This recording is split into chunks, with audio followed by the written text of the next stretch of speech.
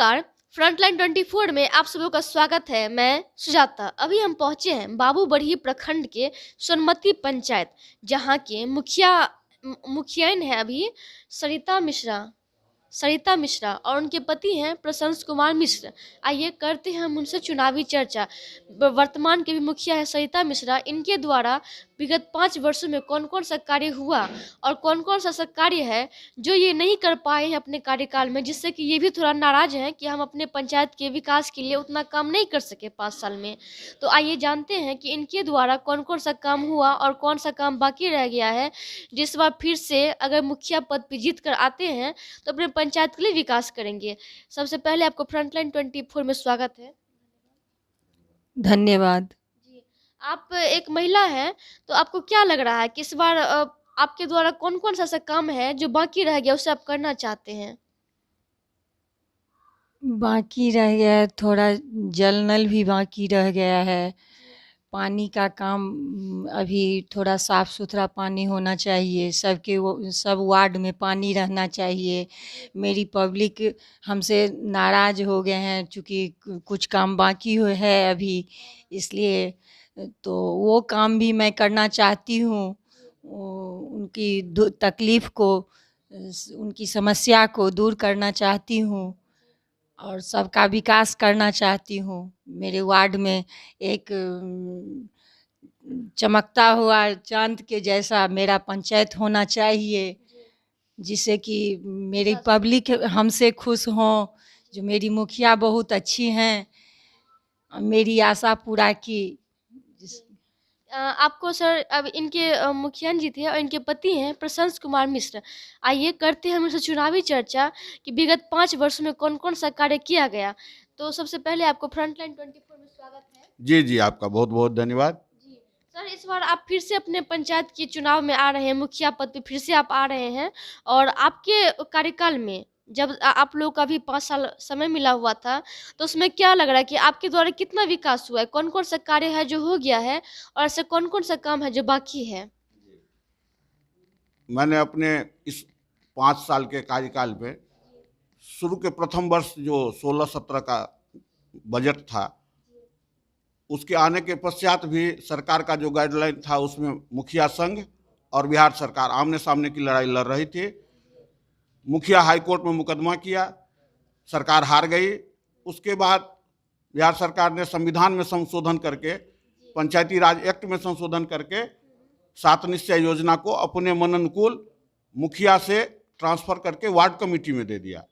तो उस गाइडलाइन के अनुरूप जितना बजट आया, मैंने अपने प्रत्येक वार्ड सदस्य को अपने साथ लेके उनका जितना समस्या था, चाहे गली नली का समस्या हो या जल नल का समस्या हो, 13 वार्ड में मैंने जल नल का काम करवाया है। त्रुटि तो वो योजना ही त्रुटिपूर्ण है। उसका शुरुआत जन्म जो है उसमें न मुखिया को ट्रेनिंग दिया गया, न वार्ड सदस्य को ट्रेनिंग दिया गया, न इंजीनियर को पता था कि कैसे इसका काम करवाया जाए। नया नया ठेकेदार आता था जो पैसा लेके भाग जाता था। बीडीओ उसमें दबाव डालते थे। हम लोग लिख के दिए थे कि हम जल नल योजना अपने पंचायत में नहीं करवाएंगे, आप पीएचडी डिपार्टमेंट से इसको करवाइए। लेकिन पुनः बिहार सरकार कह दिया, आदेश किया कि जो मुखिया जल नल में सहयोग नहीं करेंगे उनका पावर सीज कर लिया जाएगा। तो मजबूर होके हम लोगों को भी काम शुरू करवाना पड़ा। हम लोग कुछ काम जानते नहीं थे। जो बीडीओ साहब कहे उसके आलोक में मैंने 3 ठेकेदार को चेक दिया 9-9 लाख रुपया का। उसमें कोई बोरिंग गाड़ दिया, कोई एक टावर बना दिया, कुछ पाइपलाइन बिछा दिया और पैसा लेके भाग गया। अब वो वार्ड सदस्य गरीब आदमी है, मेरे ऊपर विश्वास करके उसने ट्रांसफ़र किया है, तो मैं अपना ज़मीन बेच के उस योजना को पूर्ण कराने का काम किया है। जो 9, 10, 11 का योजना प्रथम वर्ष का था, जो मेरे गांव का था, मैंने अपने गांव में विकास के लिए सबसे पहला योजना बिहार सरकार के गाइडलाइन के अनुरूप अपने गांव में दिया, जो सारा योजना फंस गया। इधर पंचायत में शिवलिंग, बेला पंचायत और सोनमती पंचायत के मध्य ग्रामीणों के बीच शिवलिंग का विवाद फंस गया। प्रशासन एक तरफ था, हमारे गांव के लोग एक तरफ थे कि हम शिवलिंग नहीं देंगे, इसके लिए मुकदमा चला। 3 महीना तक मैं अपने गांव वासियों को साथ लेकर मधुबनी प्रत्येक दिन जाता था। हर एक 3 दिन के बाद उसमें 107 का तारीख होता था, तो अपने गांव वासियों को मैं अपने साथ लेके जाते, वो गरीब गुरबा लोग थे जिनके ऊपर मुकदमा हो गया था, सारे लोगों का देख रेख मैंने किया, उस मुकदमा में सहयोग किया और विवश होकर सरकार पीछे हट गई और मेरे ग्रामीणों के द्वारा उस शिवलिंग का स्थापना किया गया, जहां आज पूजा पाठ हो रहा है और गांव में अमन चैन है, शांति है। प्रशासन अभी फ्रंट लाइन पर नहीं है, बैकफुट पर है, लेकिन मैं अपने ग्रामवासियों से यही कहना चाहता हूं कि कल हो के ऐसा भी हो सकता है कि प्रशासन आपके ऊपर जो मुकदमा किया है उसको वो खोल दे। सैकड़ों लोगों का, अज्ञात 500 लोगों का नाम उसमें दिया गया है। हो सकता है मे भी कि आज हम मजबूत मुखिया हैं, मजबूत स्थिति में हैं, तो वो बैकफुट पर है प्रशासन, लेकिन यदि कल हमको चुनाव में हम पराजित हो जाते हैं तो वो चाहेगा कि अब इस मुकदमा को आगे बढ़ा के हमारे ग्रामीणों को परेशान करेगा। हर एक आदमी को, जो गरीब गुरबा लोग उसमें शामिल थे, जिन्होंने सरकार का जो परिसंपत्ति था उसको क्षति पहुंचाया था, जिसके लिए मुकदमा किया गया है बीडीओ मुर्शिद अंसारी के द्वारा, उस मुकदमा से हमारे ग्रामीणों को तबाही होगी। इसलिए सावधान होकर, मैं ये आपको डराने के लिए नहीं कहता हूं, आपको निष्पक्ष निश्चय करने के लिए कहता हूं कि आप भयभीत न हो, निर्भीक होकर मतदान करें। प्रलोभन में या भय में आकर अपना मत न दें, न अपने मत को बर्बाद करें। आपको अपने गांव की, अपने पंचायत की यदि सुरक्षा की जरूरत है तो एक सुरक्षा प्रहरी के नाते मैं आगे आकर आपके लिए काम किया है। आप हम पर विश्वास करें कि मैं आपको जैसे पीछे नहीं छोड़ा था वैसे आगे भी नहीं छोड़ूंगा। इन्हीं बातों को मैं अपने पंचायत के जनताओं को, अपने गांव के जनताओं के समक्ष रखना चाहता हूं। रह गई रोड सड़क की बात, तो जहां के वार्ड सदस्य सक्षम थे, वार्ड कमेटी के लोग मेरे कथनानुसार काम करते थे, वहां मैंने गली नली का भी काम करवाया, सड़क निर्माण करवाया पीसीसी। और जहां आपसी अंतर विरोध था, 11 नंबर वार्ड मेरे गांव में एक ऐसा वार्ड रह गया जहां मैं पीसीसी सड़क नहीं बनवा पाया। वो तालाब में रोड गिर गया है, कट गया है, और वहां के वार्ड कमेटी अपने मन अनुकूल चाहते थे कि ऐसा कीजिए कि ओवरफ्लाई बना दीजिए। भैया, ये नगर निगम नहीं है, ये ग्राम पंचायत है। ग्राम पंचायत की सीमा है कि एक वार्ड के अंदर में 10 लाख रुपया से ज़्यादा वो खर्च नहीं कर सकती है। और बिहार सरकार का गाइडलाइन है कि मुखिया पंचायत में तालाब में दीवार का निर्माण नहीं कर सकता है, घाट का निर्माण नहीं कर सकता है। तो मैं पीछे के समय में उसमें दीवार नहीं बनवा पाया, और माननीय मेरे जो विधायक हैं जिनके द्वारा ये काम हो सकता है, वो हमारे पंचायत के लोगों के विपक्ष में हैं। फिर भी मेरे गांव वालों ने उन्हें मत दिया है, तो हो सकता है इस बार उनका मन बदल जाए और मेरे गांव के विकास के लिए कम से कम मेरे एक तालाब में दीवार का निर्माण यदि कर दें तो वहां जो मेरी बहू बेटी आज तालाब के पानी में, घुटने भर पानी में टपती है, इस समस्या से निजात मिल जाएगा। और यदि ऐसा नहीं हो पाता है और मुझे पुनः पंचायत का सेवा करने का मौका मिलता है, मैं पुनः निर्वाचित होता हूं, तो मैं हर संभव प्रयास करूंगा कि विधायक से हो, एमपी से हो, एमएलए से हो, एमएलसी से हो, जहां से भी हो फंड लाके मैं उस तालाब में दीवार का निर्माण और घाट का निर्माण कर दूंगा, जिससे मेरे बहू बेटियों को सहूलियत होगा और उनका जीवन स्तर जो है सो सामान्य होगा। अभी असामान्य जीवन वो जी रहे हैं।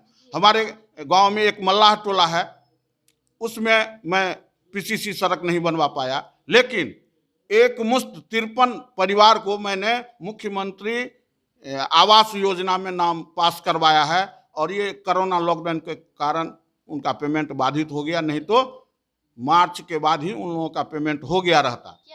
क्या कारण है जिसकी वजह से आपके 11 नंबर वार्ड या मलाह टोला जो आप बता रहे हैं वहाँ पे काम नहीं हो पाया?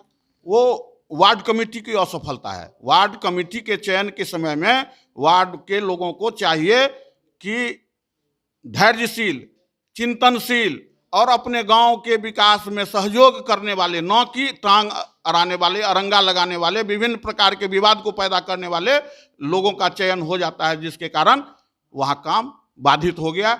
और मैं चूंकि सरकार से बार बार लड़ता रह गया, एक बार शिव मंदिर का विवाद हो गया, उसके बाद 87,500 रुपया का जबरदस्ती हम पर वीडियो मुकदमा कर दिया, उसके कारण मैं परेशान हो गया। उन्हें 20 ईस्वी के फरवरी के बाद से फंड नहीं आया, लॉकडाउन लग गया, जिसके कारण अंतिम समय में जो मेरा लक्ष्य था कि मैं अंतिम समय में अपने गांव को दुरुस्त कर लूंगा, वो काम मैं नहीं करवा पाया। ये मेरी असफलता है, इसे मैं स्वीकार करता हूँ। सरकार का अति महत्वाकांक्षी योजना में से एक है हर घर नल जल योजना। आपको क्या लग रहा है कि काफ़ी समस्याएं आपको आई, लेकिन फिर भी आप कितना ऐसा वार्ड है जहाँ पे आप ये काम सुचारू रूप से चालू कर दिए हैं, और ऐसा कौन कौन सा वार्ड है, कितना वार्ड है जहाँ पे नहीं हो पाया, या फिर इसका स्थिति क्या है आपके पंचायत में? जी जी। सबसे पहले बिंदुवार मैं आपको बताना चाहता हूं कि वार्ड नंबर 1 जहां जल नल टावर का निर्माण हो गया, पाइपलाइन का निर्माण हो गया, वहां एक टावर के बगल में एक आदमी का पेड़ है, जिस पेड़ के वजह से उसका पाइपलाइन टूट जाता है, उसको बार बार मरम्मत करवाना पड़ता है, जिसके वजह से वो अभी चल नहीं रहा है। सरकार मेंटेनेंस का पैसा नहीं दिया। वार्ड कमेटी यदि 6 महीना चलाया और उसको मेंटेनेंस का पैसा मिल जाता तो वो मरम्मत करवा देता। सिर्फ मरम्मत के अभाव में वहाँ का काम 1 नंबर का रुका हुआ है। 2 नंबर का चल रहा है, वहाँ पानी सप्लाई हो रहा है। 3 नंबर का चल रहा है, 4 नंबर का चल रहा है, 5 नंबर का चल रहा है, 6 नंबर में एक बोरिंग से डायरेक्ट पानी सप्लाई चल रहा है, 8 नंबर में चल रहा है, 7 नंबर में चल रहा है, 9 नंबर में चल रहा है, 10 नंबर का हम 3 बार बोरिंग करवाए हैं। उसके बाद इनडायरेक्ट पानी का सप्लाई वहाँ चालू हो गया है, टावर से सप्लाई चालू नहीं है। 11 नंबर का चल रहा है, 13 नंबर का टावर कल ढलाई हो गया है। 3 से 4 दिन में उस पर डिब्बा चढ़ जाएगा, टंकी, उसके बाद वहाँ का पानी सप्लाई डायरेक्ट तो सप्लाई हम 1 साल पहले चालू करवा दिए थे, लेकिन डिब्बा से सप्लाई 1 सप्ताह के अंदर में वहाँ चालू होगा। 12 नंबर का चल रहा है। अब रह गई कि कुछ टोला टपरा ऐसा है जहाँ एक वार्ड में 2 टावर का जरूरत है और पैसा बिहार सरकार नहीं दे पाई। रिकमेंड तो हम कर दिए हैं, अनुशंसा मेरा पंचायत से हो गया है, डिमांड भी कर दिए हैं कि नवका टोल, मल्लाह टोला, खिरखिरिया टोला 13 नंबर वार्ड है, जो जिसकी लंबाई ज़्यादा दूरी में थी, जो मुसहरी और खिरखिरिया टोल के बीच लगभग 2 किलोमीटर की दूरी है, जहाँ से पानी की सप्लाई नहीं हो सकती थी, तो खिरखिरिया टोला के लिए भी अनुशंसा किया हुआ है।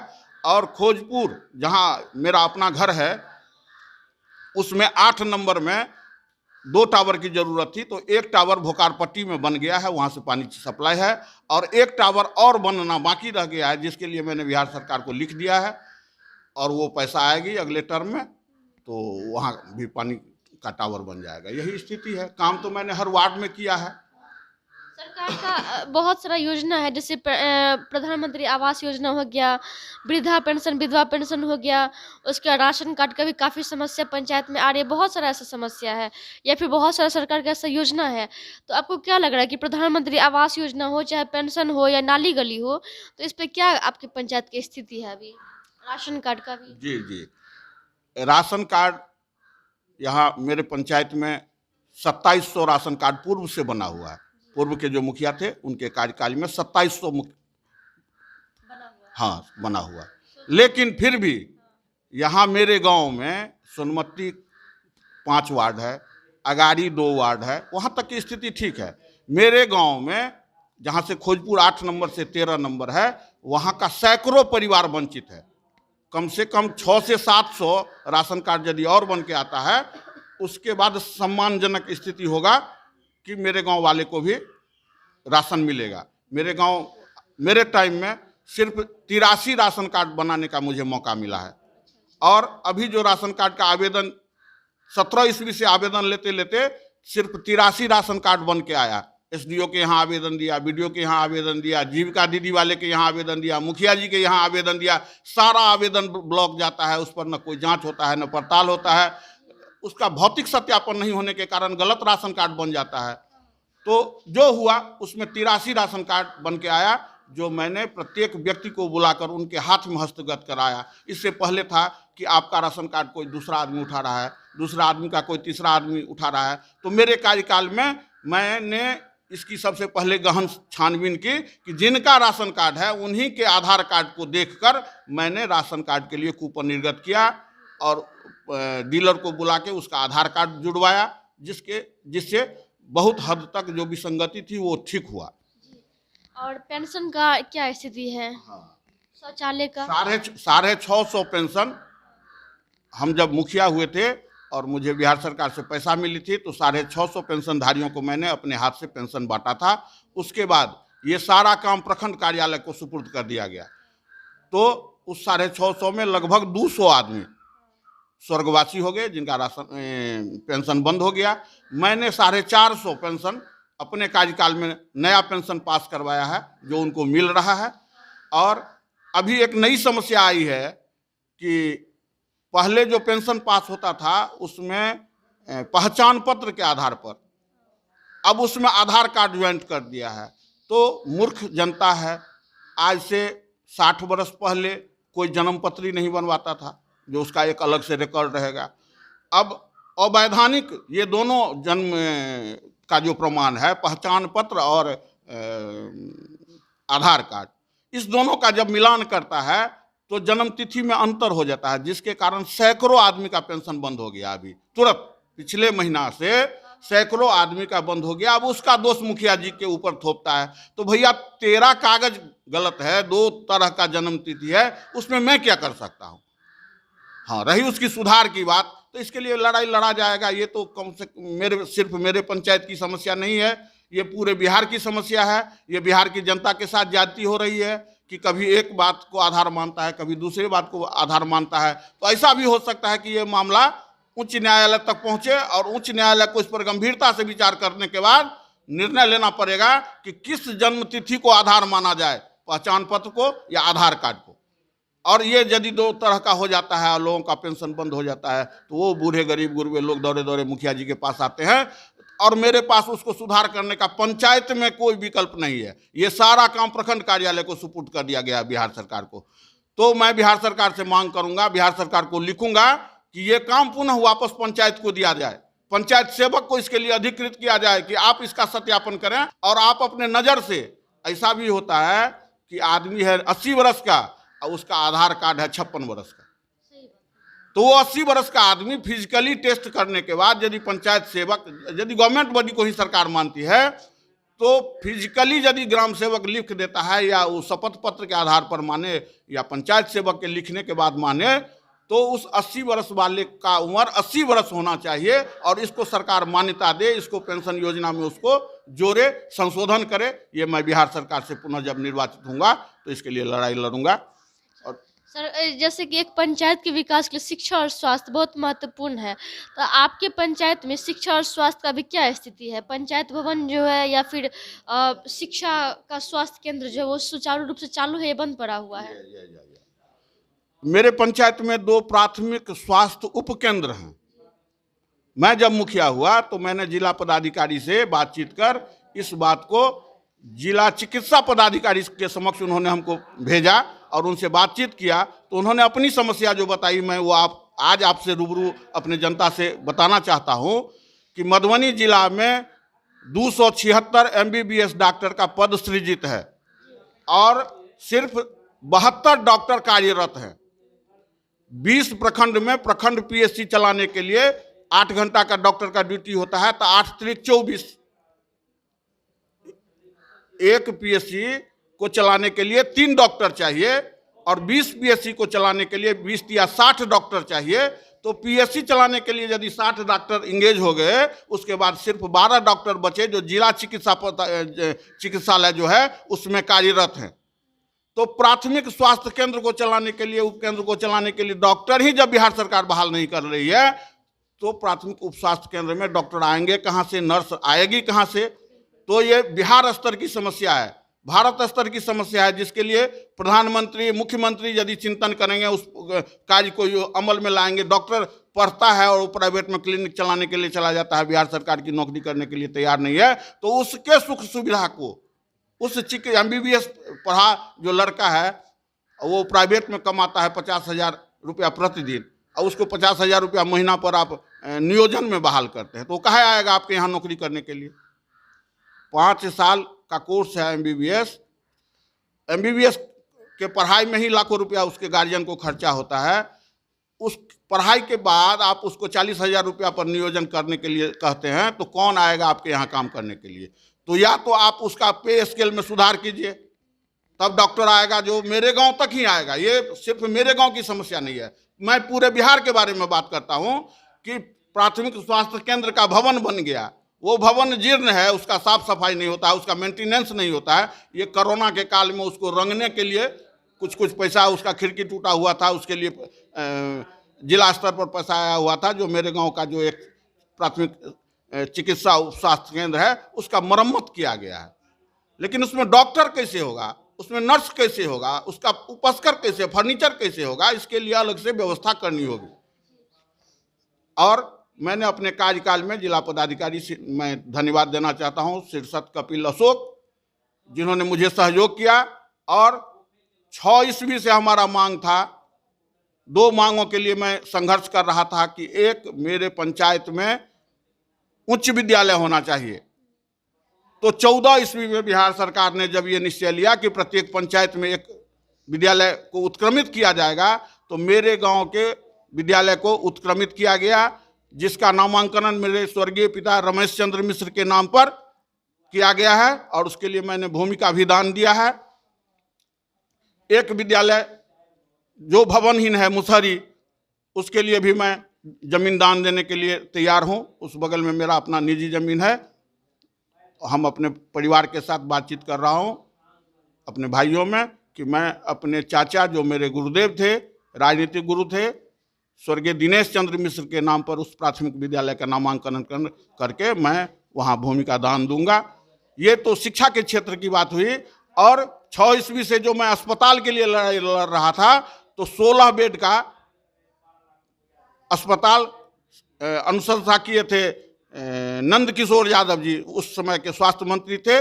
और हम लोगों के चाचा स्वर्गीय पद्म नारायण झा बिरंची के सहयोग से मैं बार बार पत्राचार करता रहा। जो 17 ईस्वी में उसकी स्वीकृति हुई, 18 ईस्वी में उसके लिए बजट हुआ और 19 ईस्वी से उसका निर्माण कार्य चल रहा है, जो 1 तल्ले का मकान बन गया है। और कोरोना लॉकडाउन में चूंकि ठेकेदार को पैसा नहीं मिला, इसलिए काम रुका हुआ था, फिर काम चल रहा है।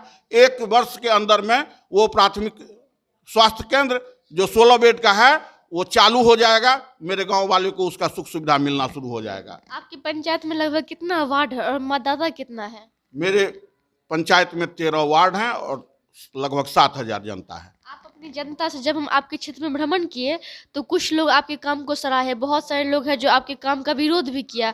तो वैसे उन लोगों को, अपने पंचायत की जनता के लिए आप क्या अपील करना चाहते हैं और उनको क्या संदेश देना चाहते हैं आप? मैं अपने दयालु जनता से, बुद्धिमान जनता से ये निवेदन करूंगा कि आप समझदारी से मतदान करें। यदि आप पैसे के प्रलोभन में या किसी के भय में, किसी के दबाव में अपना मतदान करते हैं और किसी गलत व्यक्ति के हाथ में सत्ता जाती है, ये तो 5 वर्ष की सत्ता है, ये जनता किसी को परमानेंट चुनती नहीं है, 5 वर्ष के लिए चुनती है। तो आपका जो विकास का गति मैंने पटरी पर लाने का काम 5 वर्ष में किया है, वो पीछे पुनः 50 वर्ष चला जाएगा। और इसको संभालने के लिए, इसको संभलने में कितना दिन लगेगा ये मैं नहीं जानता हूं। इसलिए आप सजग होकर, सचेष्ट होकर मतदान करें, यही मेरा अपील है अपने मतदाता से। जी, आप क्या करना चाहते हैं अपने मतदाता को? हाँ, यही कहना चाहते हैं।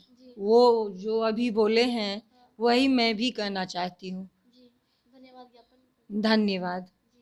बहुत बहुत धन्यवाद। अभी हम लोग जानकारी बहुत सारे लिए कि क्या समस्या है जिसकी वजह से ये लोग अपने पंचायत में विकास नहीं कर पाए। तो यहाँ के मुखिया जी डायरेक्ट अपने मुंह से स्वीकार किए हैं कि कुछ कोरोना की वजह से और कुछ ऐसा पंचायत की समस्या की वजह से पंचायत का जो विकास होना चाहिए वो विकास नहीं हो पाया। इससे ये खुद भी असंतुष्ट हैं। जितना संतुष्ट होना चाहिए उतना सेवा करके खुश नहीं है। ये चाहते हैं कि जनता इस बार फिर से इनको अपना मौका दे, ताकि जो समय बीत गया, जो विकास नहीं हो पाया, वो विकास इस बार करें, अपने पंचायत को मॉडल पंचायत बनाए। एक समस्या से जो केस हो या कुछ किसी भी तरीके का समस्या से अपने पंचायत को बचाना चाहते हैं, इसलिए पुनः अपने पंचायत में फिर से ये लौट के आना चाहते हैं, ताकि अपने पंचायत का विकास हो, वो स्वास्थ्य के क्षेत्र में हो, शिक्षा के क्षेत्र में हो, या फिर सरकार का जो भी योजना हो उसे पूर्णतः धरातल पर उतारना चाहते हैं। आगे बने रहिए हमारे साथ और देखते रहिए फ्रंटलाइन 24। धन्यवाद।